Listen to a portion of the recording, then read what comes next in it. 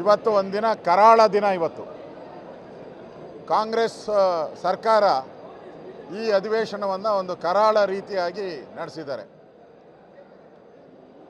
ಗೌರವಾನ್ವಿತ ರಾಜ್ಯಪಾಲರು ಅವರ ಕರ್ತವ್ಯ ಏನಿದೆ, ಸಂವಿಧಾನದ ಅಡಿಯಲ್ಲಿ ಕೇಂದ್ರ ಮತ್ತು ರಾಜ್ಯ ಸರ್ಕಾರಗಳ ಸೇತುವೆಯಾಗಿ ಕೆಲಸ ಮಾಡೋದು ಅವ್ರ ಕರ್ತವ್ಯ.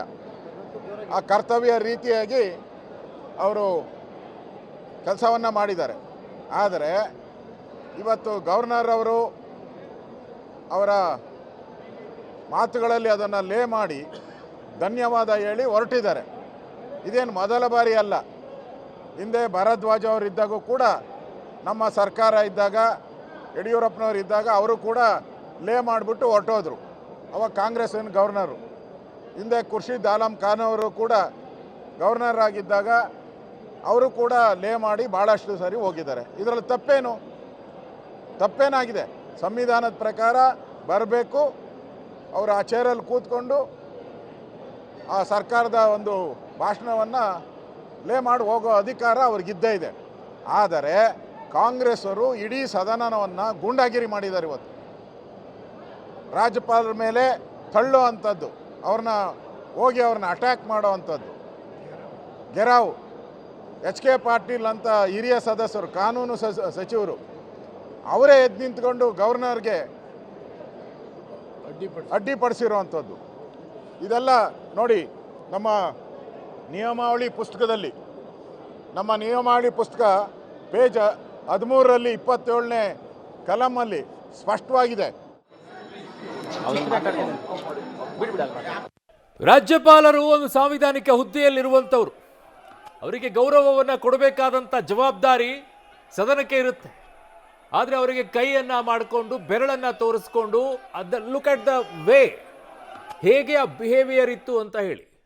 ತರುವಾಯವಾಗಲಿ ರಾಜ್ಯಪಾಲರ ಭಾಷಣಕ್ಕೆ ಅಡ್ಡಿ ಉಂಟು ಮಾಡತಕ್ಕದ್ದಲ್ಲ ಅಥವಾ ವಿಘ್ನ ಉಂಟು ಮಾಡತಕ್ಕದ್ದಲ್ಲ. ಮತ್ತು ಅಂಥ ಅಡ್ಡಿ ಅಥವಾ ವಿಘ್ನ ಸದನದ ಆದೇಶವನ್ನು ತೀವ್ರ ಉಲ್ಲಂಘನೆ ಎಂದು ಪರಿಗಣಿಸಬೇಕು. ವಿಧಾನಸಭೆಯ ಮುಂದಿನ ಉಪವೇಶದಲ್ಲಿ ವಿಧಾನಸಭಾಧ್ಯಕ್ಷರು ಈ ಬಗ್ಗೆ ವ್ಯವಹರಿಸತಕ್ಕದ್ದು. ಅಂದರೆ ಇಷ್ಟೂ ಜನದ ಮೇಲೆ ವಿಧಾನಸಭಾ ಅಧ್ಯಕ್ಷರು ಅವ್ರ ಮೇಲೆ ಕ್ರಮ ತೆಗೆದುಕೊಳ್ಬೇಕು. ಅವ್ರನ್ನ ಸದನದಿಂದ ಹೊರಗಡೆ ಹಾಕಬೇಕು. ಯಾರ್ಯಾರು ಸದಸ್ಯರು ಅಡ್ಡಿಪಡಿಸಿದ್ದಾರೆ, ಸ್ವತಃ ಲಾ ಮಿನಿಸ್ಟ್ರು ಅಡ್ಡಿಪಡಿಸಿದ್ದಾರೆ, ಇವ್ರನ್ನೆಲ್ಲರೂ ಕೂಡ ಸದನ ಶಿಕ್ಷೆಗೆ ಒಳಪಡಿಸಬೇಕು, ಅವ್ರನ್ನ ಸದನದಿಂದ ಹೊರಗೆ ಹಾಕಬೇಕು ಅಂತೇಳಿ ಪುಸ್ತಕದಲ್ಲೇ ಇದೆ.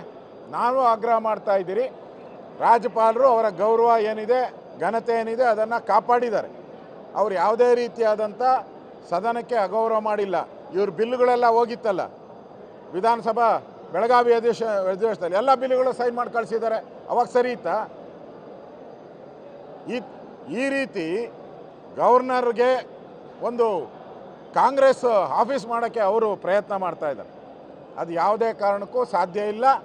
ಗವರ್ನರ್ ಅವರು ಸಂವಿಧಾನದತ್ತವಾಗಿ ಕೆಲಸ ಮಾಡಬೇಕು, ಅದನ್ನು ಮಾಡಿದ್ದಾರೆ. ಆದರೆ ಕಾಂಗ್ರೆಸ್ ಅವರು ಅದರ ದುರುಪಯೋಗ ಮಾಡಿಕೊಂಡು ಇವತ್ತು ರಾಜ್ಯಪಾಲರಿಗೆ ಅಗೌರವ ಮಾಡಿದ್ದಾರೆ.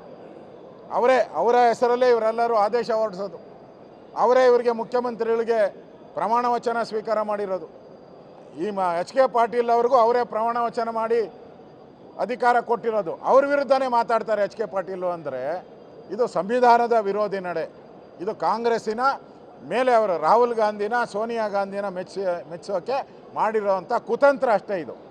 ಆದ್ದರಿಂದ ಇಡೀ ಸದನ ಇವತ್ತು ಕಾಂಗ್ರೆಸ್ ಅವರು ಅಪಮಾನ ಮಾಡಿದ್ದಾರೆ, ಸಂವಿಧಾನಕ್ಕೆ ಮಾಡಿದ್ದಾರೆ. ಯಾರು ಅಂಬೇಡ್ಕರರನ್ನು ಚುನಾವಣೆಯಲ್ಲಿ ಸೋಲಿಸಿ ಅಂಬೇಡ್ಕರ್ಗೆ ಅಪಮಾನ ಮಾಡಿದ್ರು, ಅದೇ ಕಾಂಗ್ರೆಸ್ ಅವರು ಇವತ್ತು ಸದನಕ್ಕೆ ಅಪಮಾನ ಮಾಡೋ ಮುಖಾಂತರ ಸಂವಿಧಾನದ ಮೌಲ್ಯಗಳನ್ನು ಹಾಳು ಮಾಡಿದ್ದಾರೆ.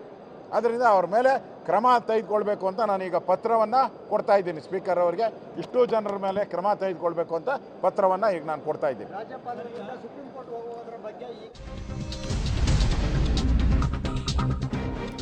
ವಿಧಾನಸಭೆಯಲ್ಲಿ ರಾಜ್ಯಪಾಲರಿಗೆ ಕಾಂಗ್ರೆಸ್ ನಾಯಕರು ತಡೆ ಒಡ್ಡಿದ್ದು ಬೆರಳು ಮಾಡಿ ತೋರಿಸ್ತಾರ್ರಿ.